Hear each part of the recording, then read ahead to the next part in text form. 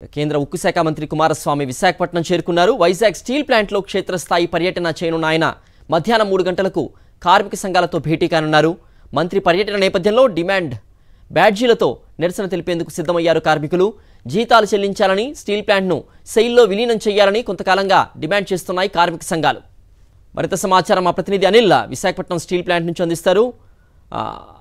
అనిల్, విశాఖ ఉక్కు పోరాటాన్ని ఉధృతం చేయనున్నట్లుగా కార్మిక సంఘాల నేతలు చెప్తున్నారు. ఇవాళ కేంద్ర మంత్రి కుమారస్వామి పర్యటనకు సంబంధించిన పూర్తి వివరాలు కూడా ఏంటి?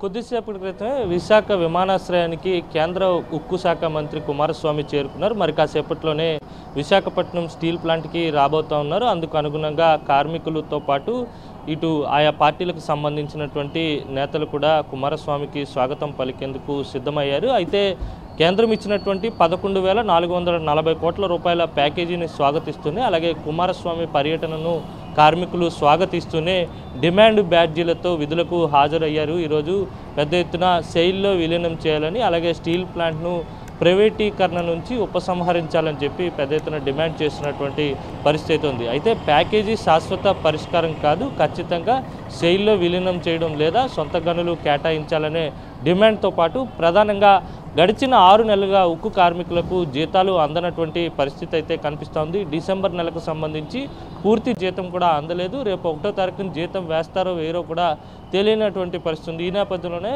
ఉక్కు శాఖ మంత్రి స్టీల్ ప్లాంట్ పర్యటన నేపథ్యంలో కార్మిక సంఘాల నేతలను మధ్యాహ్నం 3 గంటలకు ఉక్కు శాఖ మంత్రి కలవబోతున్నారు. కార్మిక సంఘాల నేతలు పెద్ద ఎత్తున జీతాలు చెల్లించడంతో పాటు సెయిల్లో విలీనం చేయాలనే డిమాండ్ని ఉక్కు మంత్రి ముందు ఉంచబోతున్నారు. అందుకు అనుగుణంగా ఇప్పటికే కార్మిక సంఘాల నేతలు ప్రణాళికలు సిద్ధం చేసుకున్నారు. 12 మంది కార్మిక సంఘ నేతలు ఉక్కు మంత్రితో భేటీ అయ్యేందుకు హాజరు కావాలని ఇప్పటికే అధికారులు సమాచారం పంపించడం జరిగింది. హిల్ టాప్ గెస్ట్ హౌస్లో మధ్యాహ్నం 3 గంటలకి భేటీ కాబోతున్నారు. ఈ భేటీలో అనేక అంశాలు ప్రస్తావనకు వచ్చేటువంటి అవకాశం ఉంటుంది.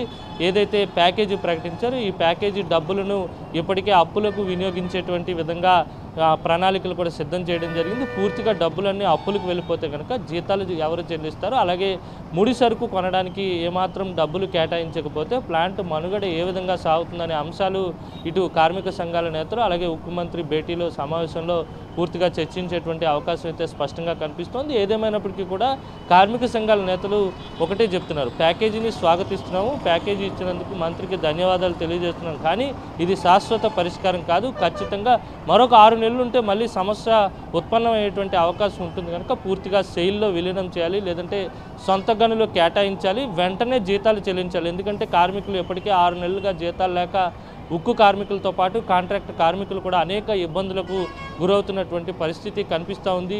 ఇప్పటికే బాహాటంగా కూటమి నేతలంతా కూడా ప్యాకేజీ వచ్చిందని సంబరాలు చేసుకుంటున్నప్పటికీ కూడా ఉక్కు కార్మికులు అర్ధాకలితోనే ఉన్నారు. అయినా పోరాటాన్ని కొనసాగిస్తున్నారు.